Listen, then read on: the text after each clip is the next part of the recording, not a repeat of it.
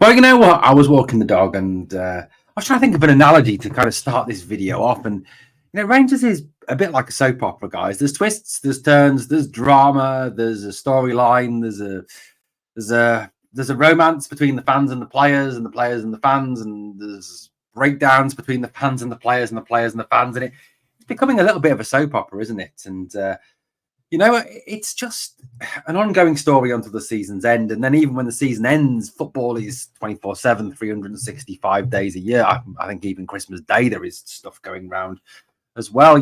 It's a never ending business. It's a never ending story. It's being a fan of a club, it's a life's work, isn't it? It's a passion. It's everything, it means everything to everybody. And, to all of us who follow Rangers, to us who are Rangers fans, it's our life. It's our lifeblood, and it's enters our thoughts, every waking thought. I think probably the only thing that comes for the vast majority of us before the team is our families, and that's pretty much it. Everything else is concerned with the club and what is best for the club, and what is going on at the club, and what are the players doing, what's the manager doing, what's the board doing, what's happening next, who are we playing next, what's that game going to be like, and what will the outcome be, and how will we feel after it.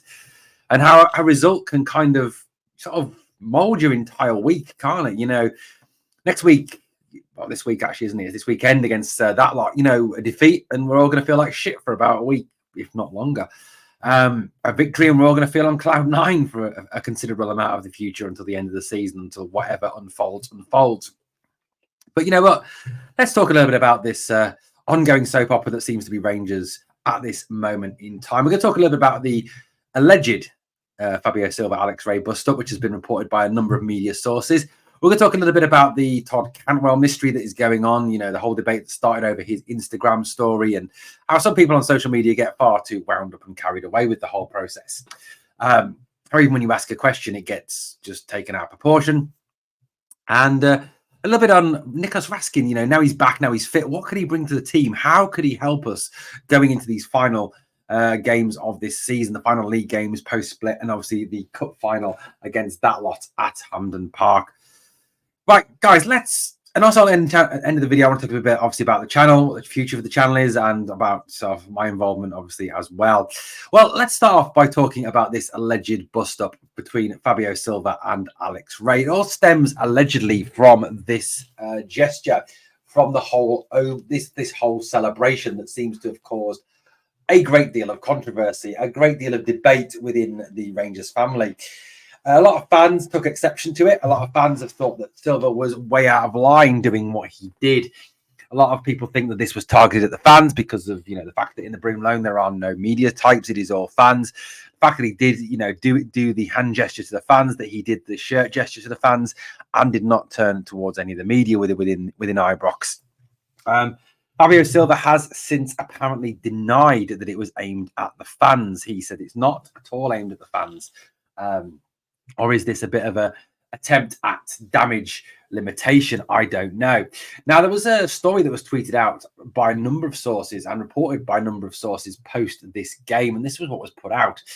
On loan Wolves player Fabio Silva had a bust-up with Rangers first-team coach Alex Ray after yesterday's win versus Kilmarnock. Punches were thrown, and the two were separated. Now, Alex Ray is a combative type. He is someone who is a Rangers man. He is someone who is not known for backing down. During his playing career, he was always a person who was not afraid to get stuck in, was not afraid to, put himself about a little bit. And I've got no doubts in my mind that Alex Ray is someone who is not afraid to stand up for what he believes in, not afraid to speak his mind, and not afraid to protect the honour of the club. Now, Ray could have very well taken this, and I'm just presupposing. I am not saying there is any truth in this. I am merely talking about this. I'm trying to get your views and opinions on it, and I'll give you my view shortly. But look, overall, you've got to kind of think that, Alex Ray, yeah, like I said, is a person who will stand up for the club. I think will fight for the club. And if he sees the club or its fans been, down-talked or been mocked, I think he will stand up for them. Fabio Silva obviously did intend this gesture to somebody who we don't know. I think it was the fans. I think it is a bit of damage limitation trying to go on now from Fabio.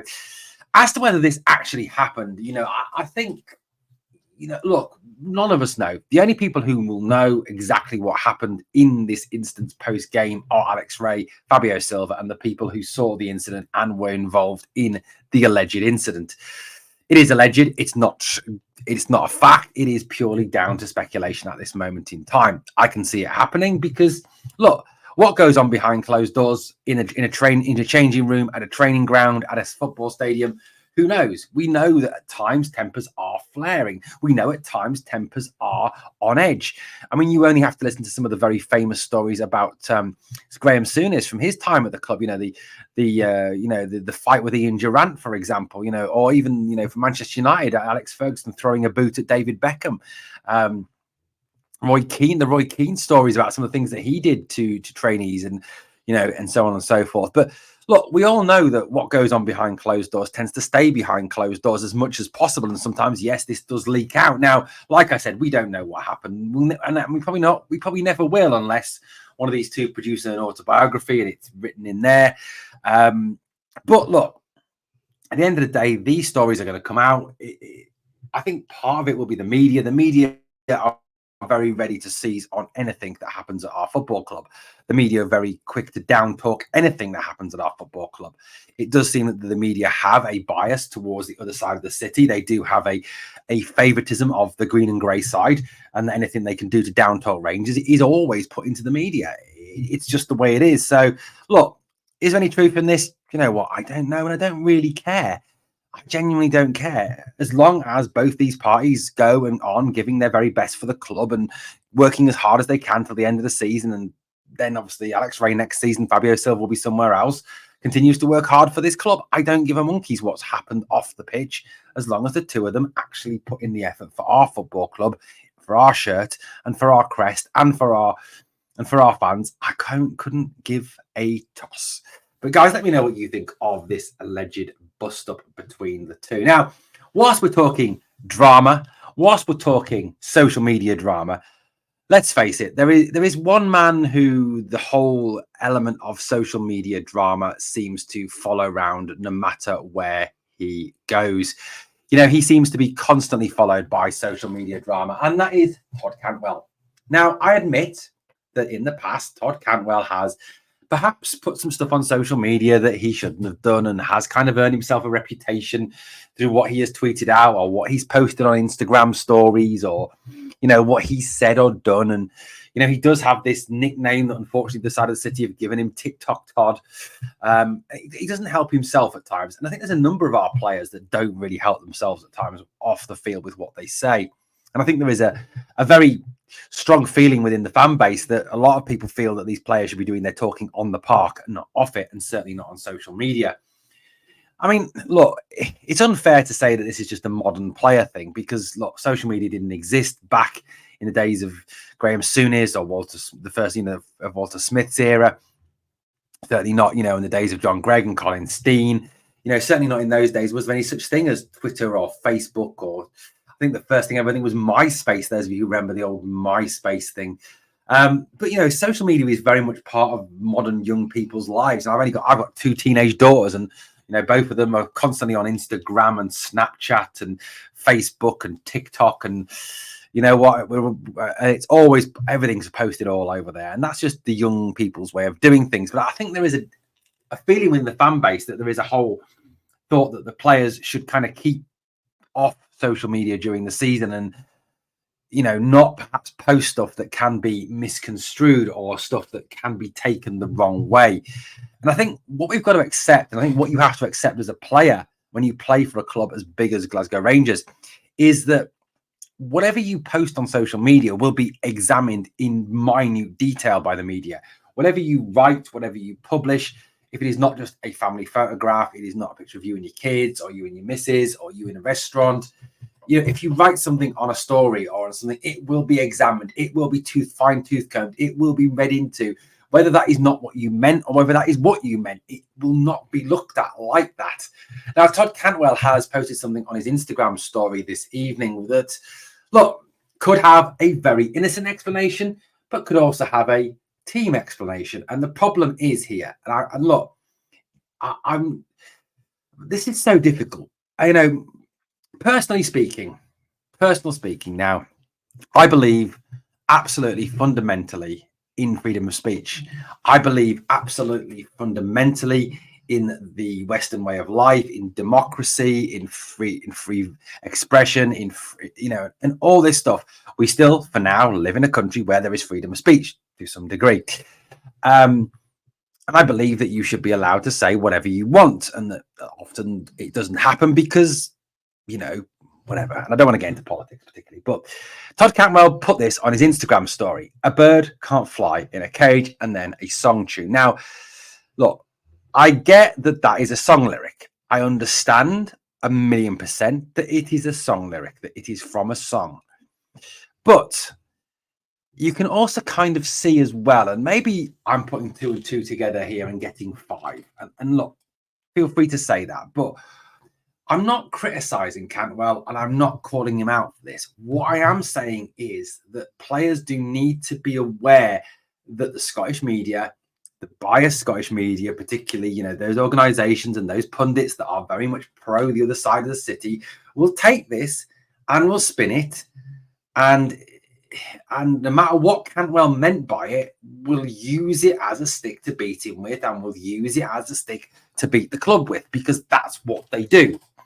Now, I agree that he should be allowed to write what he wants, play songs that he wants, and put what he wants on his social media. Yes, in an ideal world, get that. 1,000,000% get that. But it's not an ideal world we live in, unfortunately. And it is a world where what you write can be misconstrued, can be taken the wrong way.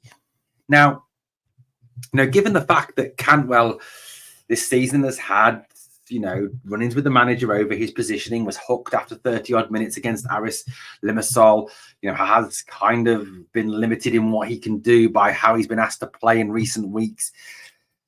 That's how it will be spun. Whether that's what he intended it to be or whether that's not what he intended it to be, that's how the media are going to spin it. That's how the media are going to take it, that this is a thinly veiled swipe at Philippe Clement and his tactics, and Philippe Clement and how he uses Todd Cantwell, and that Todd Cantwell is not happy how he's being used by the manager. That's how it will be spun by the media. We know that. Now, like I said, I believe 1,000,000% in freedom of speech. I believe 1,000,000% in freedom of expression. But there are times and places and a point in a football season where you need to be very careful what you do, what you write, what you put out as a footballer that plays for a huge club. Now, if a Ross County player had done this, or a Dundee player had done this, or a Livy player had done this, no one would think anything about it. That's right. That's just how it is. But when you play for Rangers, when you play for the other lot, when you play down south for big teams like Manchester City, for Arsenal, for Chelsea, for Manchester United, for Liverpool, whatever you write, whatever you publish, whatever you put out there is scrutinized in minute detail, is spun whatever way the media want it to be spun. Now, look, I love Todd Cantwell. I do, guys. You know that I think Todd's fantastic. I put him on my teams. I talk him up. I love the way he plays the game. I love the fact he's Todd the Prod. I love the fact that he hates that lot from across the city. I get all that, and I love all that about him. But I just wish at times he'd be more careful with what he writes on social media. Like I said, I strongly suspect he does not mean anything related to the club by this. I am not saying he does. And when I put out on X earlier, opinions, what are you writing? What's going on? Why? I was just mainly asking a question. I've then got torrents of abuse from some people about it, as I always do.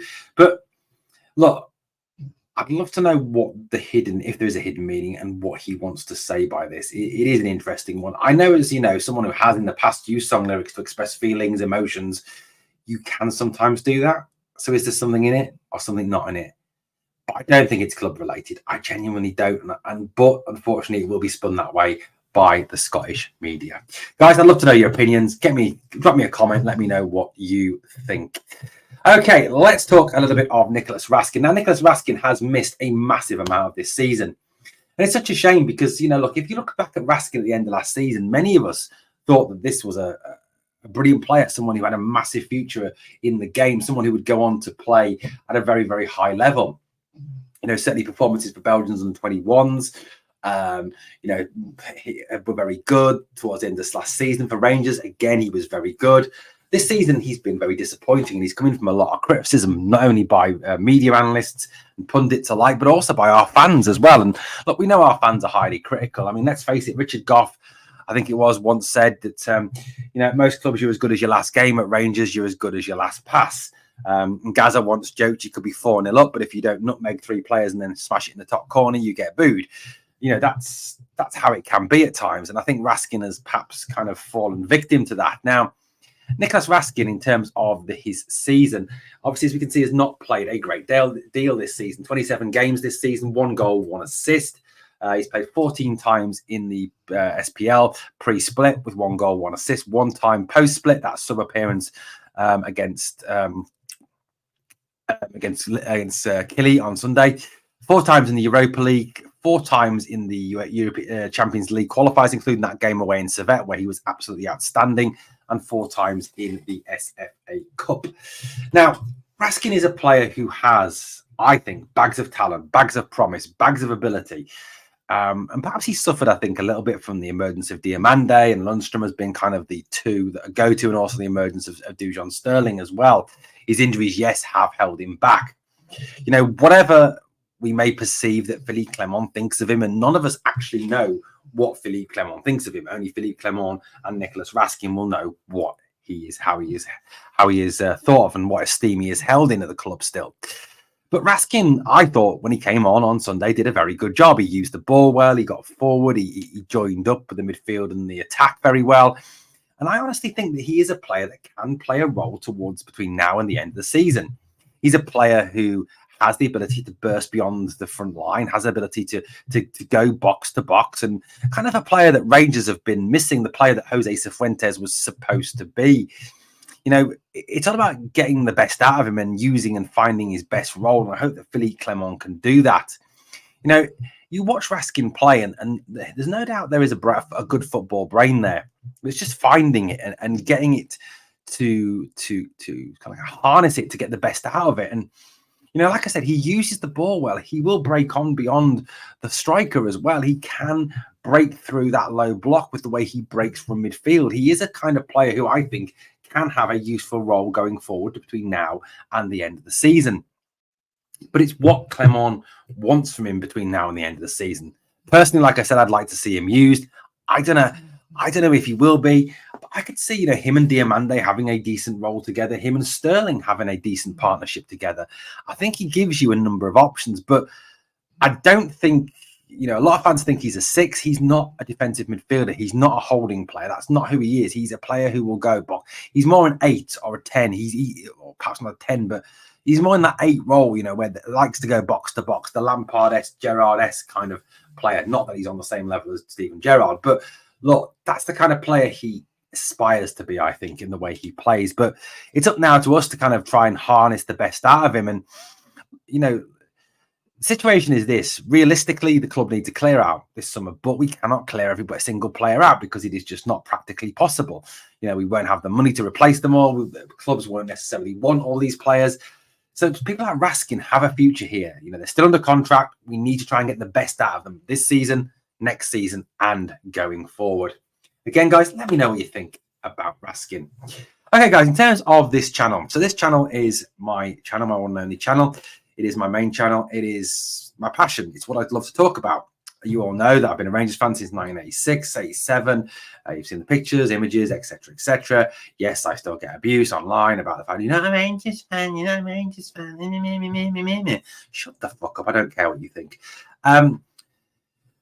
At the end of the day, this channel has big plans for the future. We're looking next season at bringing in things like fan forums, getting you involved a lot more in the channel. It's one of the things we've always wanted to do, by the fans, for the fans. So we're looking to sort of start some fan forums next year, getting you onto the podcasts.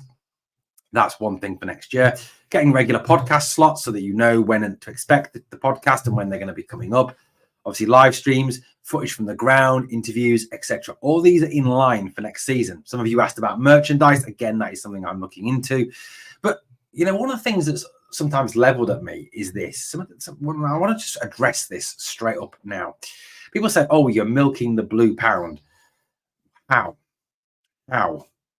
How am I? Because one, when do I ever ask for money? I don't.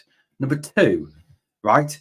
Do I have a Patreon to charge fans to access content? No. Do I hide videos behind paywalls to get money out of Rangers fans to get content? No. So I don't understand how this allegation is made out that I am milking the blue pound. Okay, that's not what I'm doing. I'm not asking you for money. I'm not asking you to pay me money for content. I'm not asking you to give me cash. I'm not asking you for donations. You know, some channels will sit there and they will advertise their Patreon until they're blue in the face. Join the Patreon, you get this extra content, this extra content. Become a member, I'll give you this, this, and this extra. You won't be allowed to watch this unless you're a member. That's not how this channel works. This channel is by the fans for the fans. It has always been that way, and it always will be that way. So for those of you who say I'm here to milk the blue pound, you're talking utter crap.